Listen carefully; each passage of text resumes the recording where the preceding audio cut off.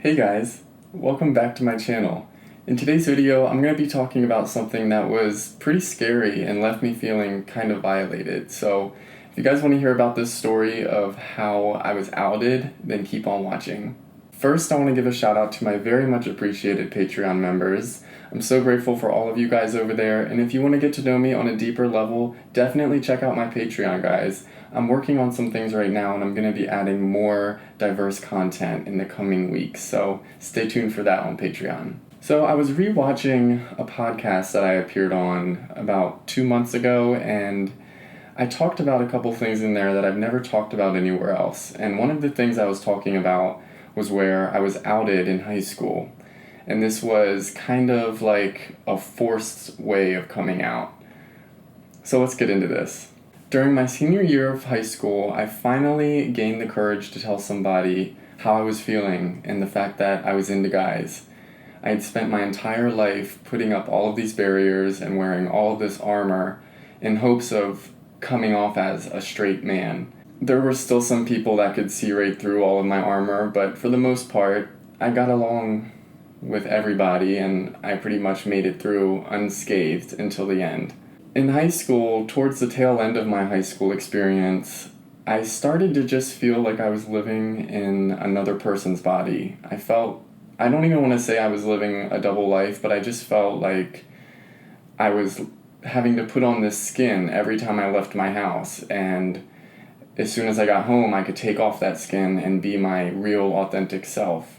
I know it sounds kind of graphic, but stay with me, guys. I had just been getting so irritated with myself, and I was tired of hiding so hard and putting so much energy and effort into hiding and putting all of these barriers up. So little by little, I would let little parts of myself peek through.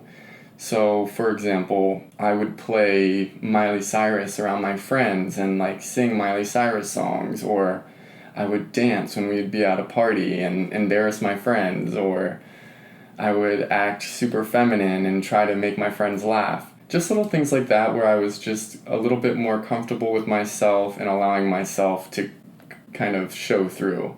So this happened little by little, and none of my friends really caught on. And in high school, I actually had a lot of friends, a lot of diverse friends.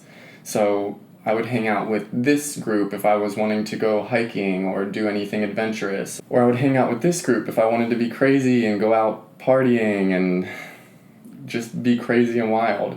So I had a couple different groups of friends that I would hang out with to do different things. Kind of like now. I mean, I think it's healthy to have all different kinds of friends that you can do different things with, because not everybody's going to be into what you're into. So just a little bit of a backstory, guys.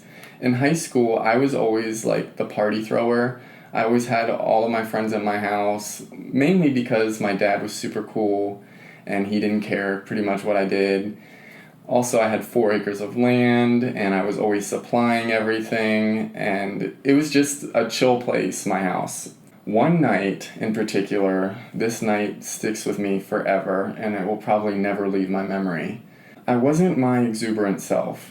We were all at my house, and we were sitting around a fire, and I had 6 other friends there. All of them were couples. I think one of them, her boyfriend wasn't there or something like that, but all of them had their partners with them, and I was the lone man out. So I was just kind of in my head and just existing in that moment. I wasn't the life of the party at that moment or anything like that. So my buddy asked me hey, what's going on? Are you okay? And I was like, yeah, I'm fine. One of those responses. And he's like, come here, let's go for a walk. Tell me what's going on. So I hesitantly got up and we walked away from the fire. And we were just walking around my backyard, and I did have a backyard, so it was enough privacy where we could talk, and I didn't have to worry about anybody overhearing. So I was just pretty much laying it out on him. I was just telling him how I haven't been happy, I've been really lonely, I feel kind of lost, and I feel like I don't know myself. And then finally, I came out to him, and I told him, I like guys, and I don't like you, but I've been knowing this about myself for a while, and it's honestly really bothering me, and I don't know how to deal with it. I don't know what to do with these feelings, and that's just what I'm going through. That's what I said to him. And as soon as I said that to him, I was expecting him to give me some kind of a response, some kind of constructive feedback, and instead he was like shocked. He was paralyzed, and I felt like I had just made the biggest mistake. And it sucks because I really trusted this guy. He was such a solid guy. And it just was really unfortunate because I was not expecting that response from him. I was expecting him to maybe comfort me a little bit or give me some kind of feedback, but instead he was silent and really short after that. And then he said, all right, let's go back to the fire. So we walked back over to my friends, and I'm kind of anxious. I'm like, what did I just do? I had never told anybody about me liking guys, so I felt like I just exposed myself. But I also felt at the same time like I could trust him. Like there was still that feeling in the back of my head of like, okay, he wouldn't do that to me. Like I've done so much for him, there's no way he would do that to me. And I walk up to my house to go get something, and I come back down, and probably, I don't know, 10 to 15 minutes later, all of my friends have to mysteriously leave. They all have something to do all of a sudden. And I was asking them, like, what's happening, guys? Why is everybody leaving? And they're like, oh, we got to go do this, or so-and-so called. It was all of those answers, just like cop-outs, excuses. And I just felt like I wanted to cry, but I held it together until they left, and I think it was like 8 p.m. at this point. It was a Friday night, and at this point, I was just left in my thoughts, and I spent that entire night just thinking the worst, and just knowing in the back of my head that he just told his girlfriend and then the rest of my friends that were at my house, and they're probably disgusted with me and uncomfortable with me now. And I truly felt even more alone in that moment. Mind you guys, he promised he wouldn't tell anybody. He promised that my secret was safe with him, and I trusted him. I didn't know why I felt like he was going to give me some life-changing advice, because I told him I liked guys, but I felt like I needed to tell somebody, and he just so happened to be the first person I told.